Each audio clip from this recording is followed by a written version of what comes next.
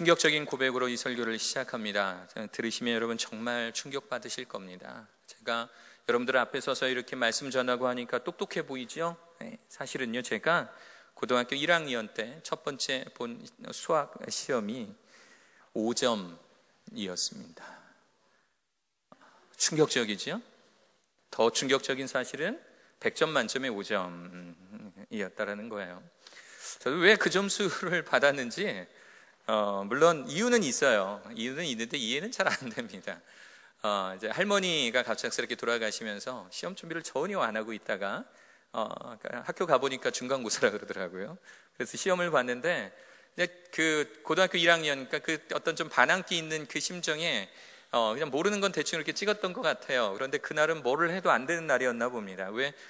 풀어서 답을 이렇게 1, 2, 3, 4, 5번 중에 하나를 찍으면 보통 하나라도 맞잖아요. 그죠?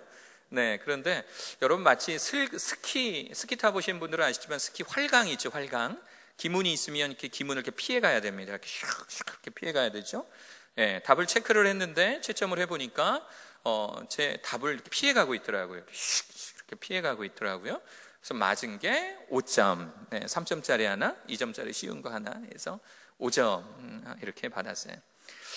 고등학교 때 잠시 인생에 대해서 관심을 놓았던 그런 때가 있었습니다. 누구나 다 그런 때가 있을 것 같아요. 아마 제가 말하는 어떤 그런 기간을 지나고 있는 학생들이 혹시 이 자리에 있을지도 모르겠습니다. 인생에 있어서 어떤 기대를 저뿐만 아니라 다른 사람도 제 스스로도 하지 않았던 그런 때가 있었어요. 내가 과연 나중에 커서 뭐라도 할 수 있을까? 내가 나중에 과연 커서 내가 뭐 사회의 어떤 일원이 돼서 뭐 역할을 할 수 있는 그런 때가 있을까라는 그런 생각을 하면서 스스로 자포자기한 적이 있었습니다. 만약에 여러분들도 수학 점수 5점짜리 그 성적표를 딱 받으면 어쩌면 저와 같은 그런 생각을 하셨을 수도 있을 거예요. 내가 과연 나중에 직장에 대학이라는 것을 가게 되고 혹시 내가 나중에 직장이라는 데를 취업을 할 수가 있을까? 혹시나 나중에 내가 결혼이라는 것 할 수 있을까? 혹시나 내가 나중에 커서 자식을 낳을 수는 있을까? 어떤 이런 불안함, 염려 이것이 더 심해져서 나중엔 자포자기해지는 그런 때가 있었던 것 같아요. 그러다가 고등학교 2학년 때 이제 좀 뭔가 어떤 획기적인 계기가 있어서 이제 공부를 하려고 마음을 먹었어요. 우리 3학년들, 12학년들한테는 가끔 이야기를 해주는데 머리를 빡빡 깎았습니다. 정말 머리를 그냥 삭발을 딱 하고 교회를 딱 간 적이 있었어요. 삭발하고 딱 갔더니 저희 그 학교 교회 아이들이 이렇게 합장을 하면서 이렇게 인사를 하더라고요. 이렇게 형님 오셨어요. 이렇게 인사를 하더라고요.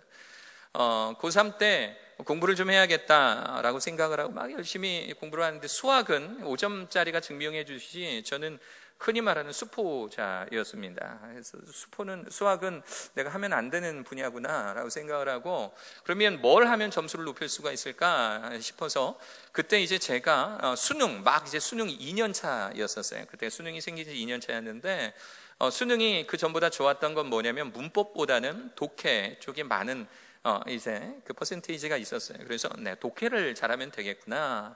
그래서 영어 책을 거의 막 이렇게 외웠던 것 같아요. 영어 자습지가 이렇게 있는데 도서관에 가면 내가 예를 들어서 도서관에서 5시간을 공부한다? 그럼 4시간 반은 영어, 그것도 영어 독해 집만 그걸 딸딸딸 막 이렇게 외웠던 그런 기억이 납니다. 항상 제 가방 속에는 영어 사전은 항상 있었어요. 그리고 독해 문제집이 있었고 그리고 쉴 때마다 시간이 날 때마다 독해집을 딱 꺼내놓고 항상 모르는 단어에 체크하고 영어 단어 체크했던 그런 습관이 있었어요. 어느 날 고3 때 학기 초에 담임 선생님께서 커다란 우리 손바닥보다 조금 더 큰 초콜릿을 어디 해외에 나가셨다가 우리 학생 수 인원수만큼 이렇게 사오셨어요. 참 고마운 분이죠.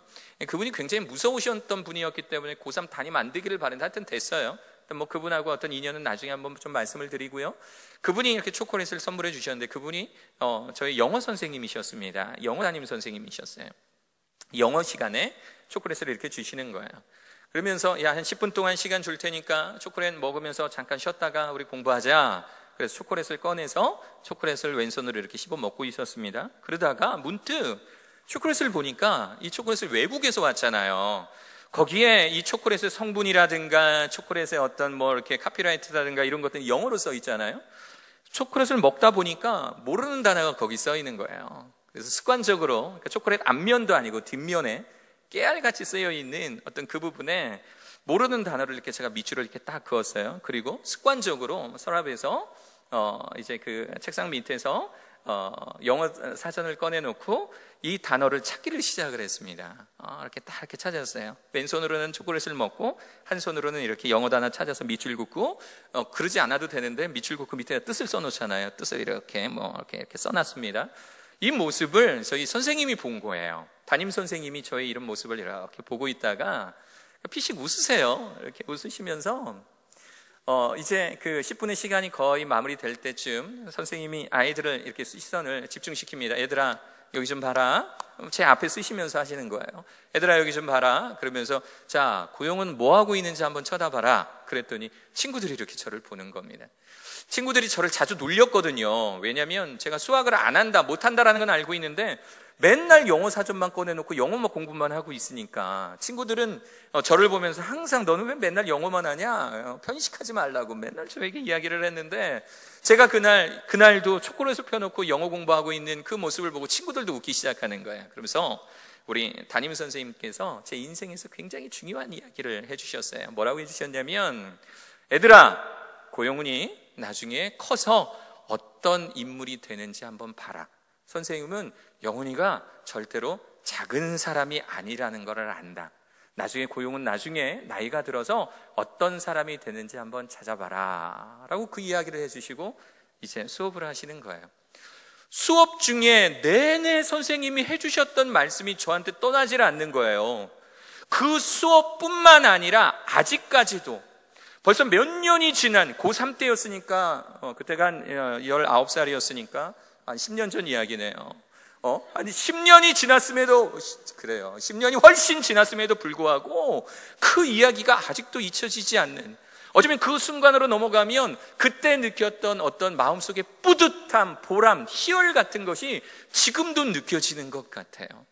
그 전까지는 삶을 포기해보기도 하고, 내가 과연 대학은 제대로 갈 수 있을까? 내가 과연 직장이라는 곳은 들어갈 수 있을까? 내가 과연 결혼이라는 거 할 수 있을까? 그런 생각을 했었는데 그 선생님의 말씀을 들으니까 내가 뭔가 할 수 있겠구나라는 그런 생각이 들었습니다. 저는 고등학교 3학년이 딱 시작되자마자 자율학습을, 흔히 말하는 자율학습을 쬐어요. 자율학습을 쬐어요. 첫 시간에. 자, 우리 고3들은 몇 시까지 어디를 모여서 자율학습한다? 선생님 말씀 안 드리고 째버렸어요. 그리고 어디를 갔냐면 교회에 갔습니다. 버스 타고 한 3, 40분 정도 떨어진 교회에 가서 고3 되면 하기로 한 소원 기도가 있었거든. 내가 매일 저녁에 하나님께 나와서 내가 기도하겠습니다.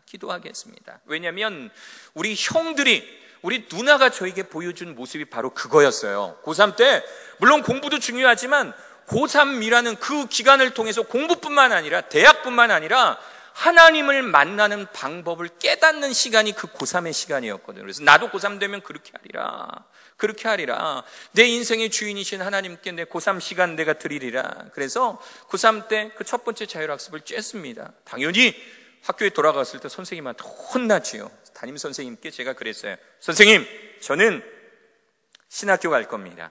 저는 하나님의 사람으로 살 거기 때문에 만약에 내가 이 자율학습제에서 문제가 생기면 제가 책임을 지겠습니다.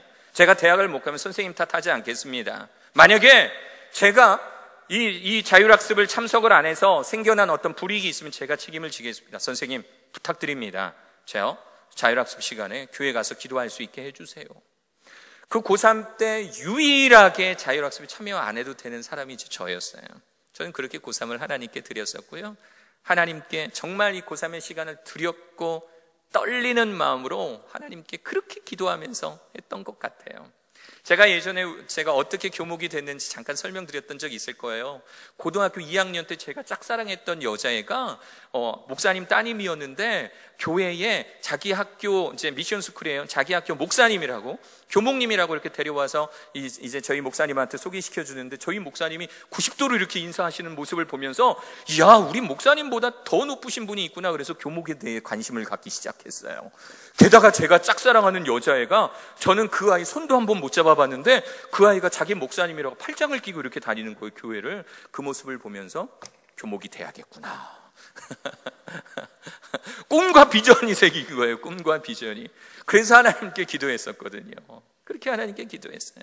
고3 때 그렇게 기도하고 정말 이 고3의 시간을 하나님을 경외하는 마음으로, 나를 지으시니가 하나님, 나를 보내시니가 하나님이시니까 하나님, 전 몇 년 전에 제 삶을 포기했는데 하나님께서 저를 이리로 보내셨으니 하나님, 제가 이 고3의 시간을 하나님께 드릴 테니까 도와주세요.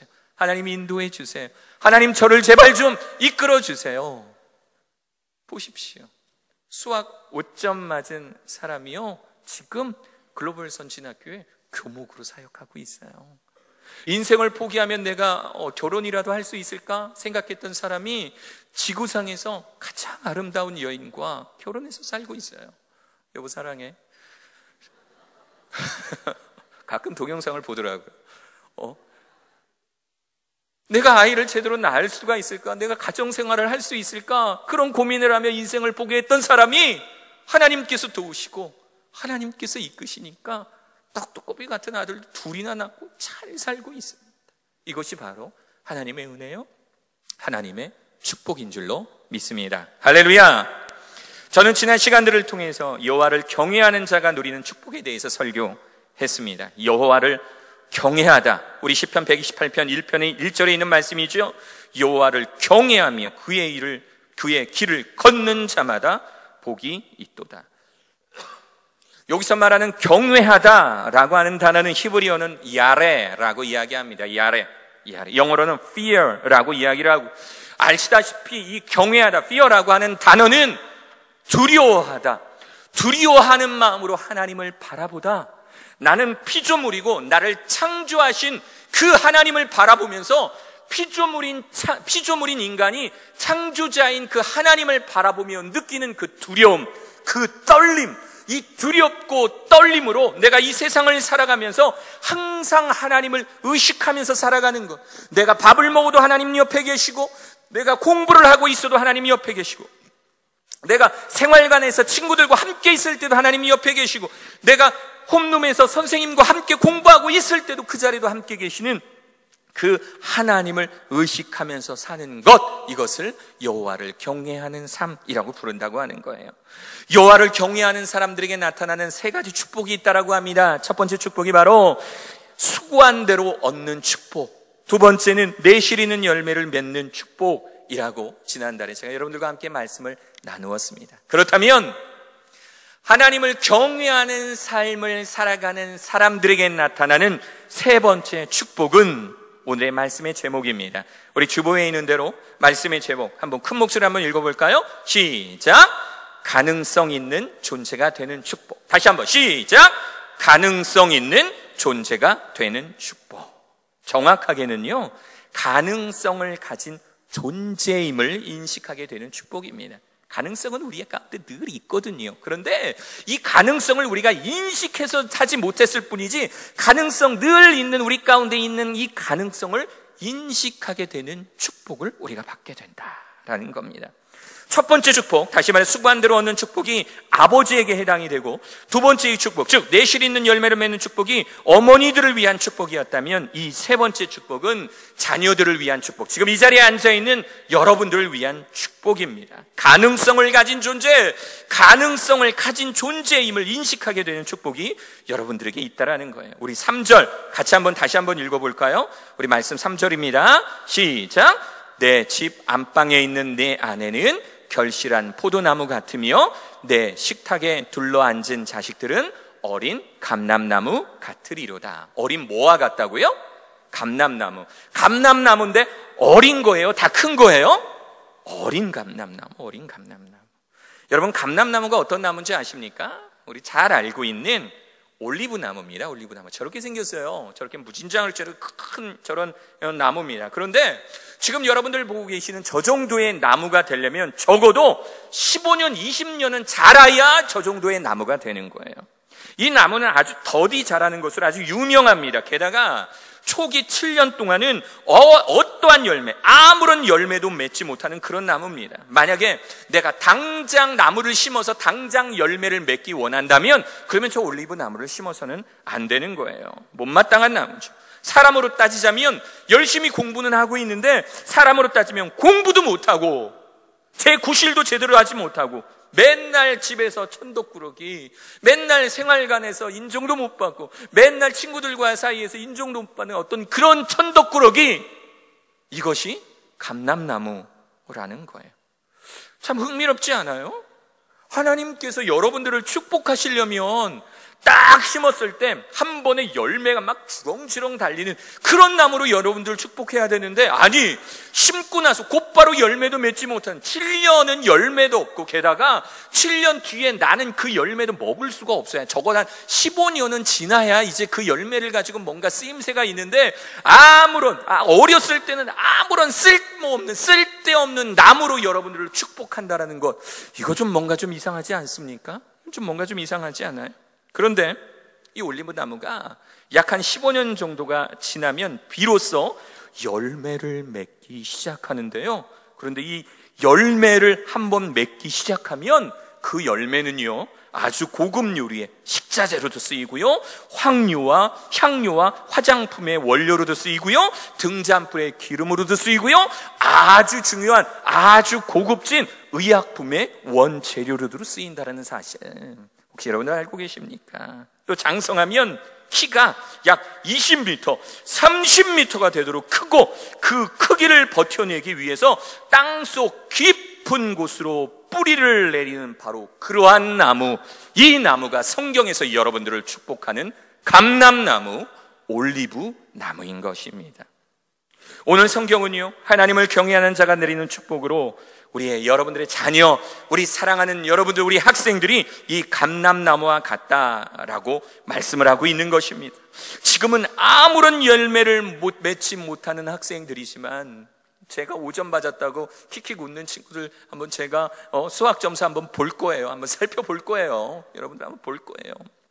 아무리 공부해도 성적도 올라가지 않고, 부모님들 바라보면서 지금 얘가 커서 뭐 될까 걱정되는 아이들이지만, 앞으로의 시간을 통해서 성장하고 발전해서 하나님이 정하신 바로 그때가 되면, 지금은 내가 미약하고 초라하고, 다른 사람들 나는 아직 7학년이고 아직 8학년이고 아직 9학년이고 공부도 못하는 정말 다른 사람들이 보기에는 나약한 사람이지만, 하나님께서 정하신 그 때가 되면 엄청난 규모의 감람나무가 되어 열매 맺는 것처럼 엄청난 결실을 거두는 사랑하는 여러분 되시기를 간절히 축원합니다. 할렐루야, 할렐루야. 모세가 자신의 성질을 이기지 못하고 사람을 죽이고 애굽에서 도망쳐온 나이, 그러니까 자신의 성격의 핸디캡을 이기지 못하고 사고치고 도망친 나이가 40살입니다. 또 이스라엘 민족을 이끌고 출애굽을 시도한 나이가 무려 80살 때입니다. 열매를 맺는 시기는 분명하지만 우리가 생각하는 시기보다 늦을 수도 있지만 분명히 열매를 맺습니다. 우리 요한복음 1장 후반절에 보면 예수님과 예수님의 수제자, 예수님의 아주 귀한 동역자, 귀한 제자인 베드로와의 첫 만남의 장면이 나옵니다. 그리고 그 자리에서 예수님께서 베드로에게 이런 말씀을 하세요. 요한복음 1장 42절 제가 읽을게요. 데리고 예수께로 오니 예수께서 보시고 이르시되 네가 요한의 아들 시몬이니, 너의 이름은 시몬이지? 그런데 장차 게바라 하리라. 게바는 번역하면 베드로라. 베드로를 제대로 읽으면 페트라라. 페트라를 지금의 한국말로 바꾸면 반석이라. 네가 지금은 갈릴리 바닷가에서 물고기나 잡고 있는 작은 어부에 불과하지만 너의 이름을 게바, 반석이라고 바꾸고 너의 그 이름, 너의 위에 이 세상에 교회가 세워질 것이다 라고 하는 엄청난 축복이 이 자리에서 내려지고 있는 거예요. 지금은 정말 말투도 어눌한, 말도 제대로 하지 못하는, 평생 물고기밖에 잡은 적이 없는 정말 촌뚜기 어부인 이 요한의 아들 시몬이지만 네가 장차 게바, 페트라, 반석, 교회의 기초가 되리라. 할렐루야, 할렐루야. 이러한 축복이 우리 사랑하는 학생들의 임하길 간절히 축원합니다. 좀 자신 있게 아멘 해보세요.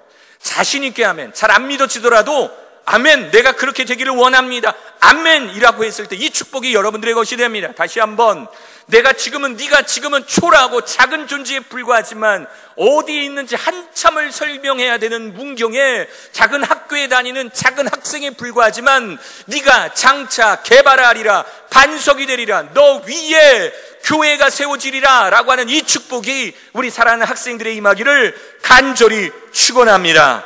할렐루야, 할렐루야. 고등학교 때 한참 인생을 자포자기한 순간에 내가 뭘 할 수 있을까라고 하는 이 순간에 정말 예수님의 말씀처럼 그 선생님의 말 한마디가 저를 변화시켰던 것처럼 사랑하는 여러분, 여러분들 가운데 오늘도 말하시고 내일도 말하시고 어제도 말씀하시는 그 하나님의 음성을 따라 여호와를 경외하며 살아가실 수 있는 우리 사랑하는 모든 학생들과 모든 성도님들 되기를 간절히 축원합니다.